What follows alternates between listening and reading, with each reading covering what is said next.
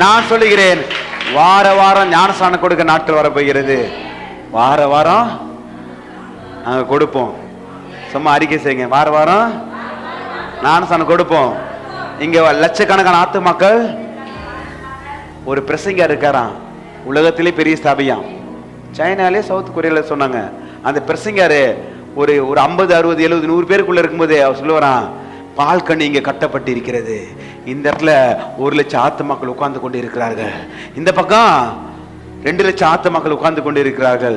இங்க ஒரு 10 லட்சம் ஆத்துமாக்கள் உட்கார்ந்து கொண்டிருக்கான்னு சொல்லும் பொழுது, இன்னைக்கு சபையில அதே போல கர்த்தர் நிரப்பியிருக்கிறார்.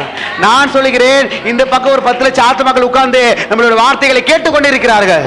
இங்க ஒரு 20 லட்சம் ஆத்துமாக்கள் உட்கார்ந்து கொண்டு கர்த்தருடைய வார்த்தையை கேட்டுக்கொண்டு இருக்கிறார்கள்.